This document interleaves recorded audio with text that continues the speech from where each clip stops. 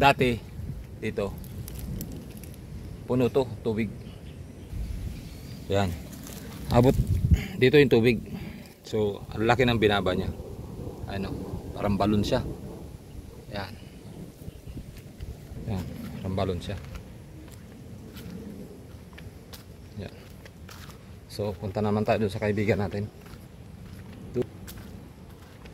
Yan, kasama natin.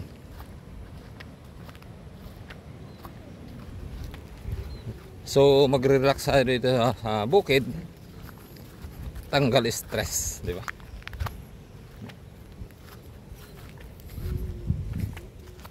So ito yung mga nadadaanan natin. Puro damo. Wala man lang gulay. Wala man lang saluyot. Napakatamad nitong ano na to. Yan. Tubig yan, Malalim yan guys. So ito yung bakas ng sunod-sunod na ulan. Napuno yan. Yan, malamang may ano dun dalawa lang yan. Kung hindi ahas, palaka. Oh, putik pa rin yung daanan. Oh, putik pa rin yung daanan. Lalim yan. Hindi natin malaman kung ano to. Sa paanan siya ng bundok. Mayroon.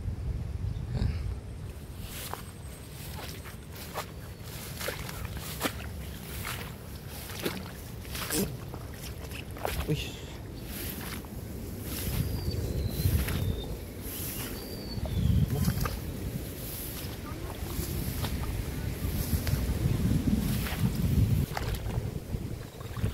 Ang tubig pa rin ito madadaanan dito. Tubig.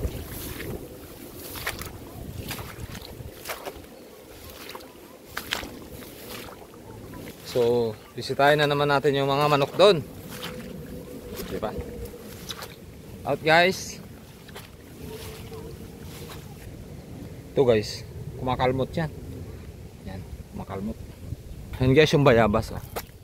Yan yung paborito kong subject noon nang nag-aaral ako. Makyat ng bayabas.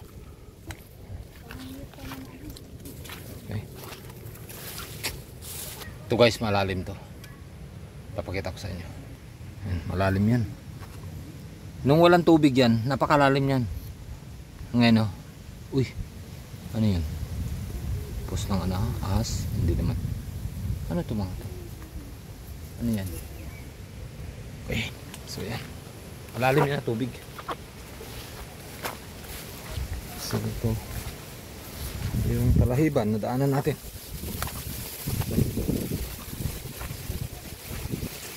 Ayan. So, magkano tayo ng sariwang hangin, di ba? Ano, yan.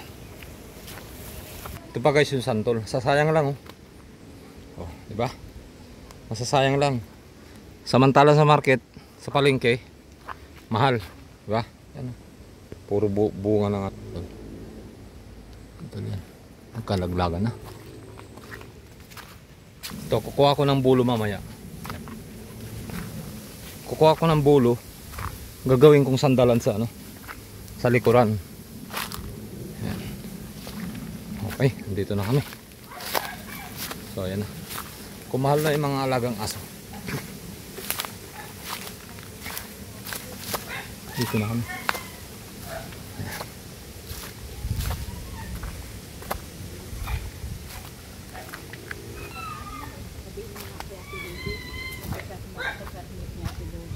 Nasa loob yan si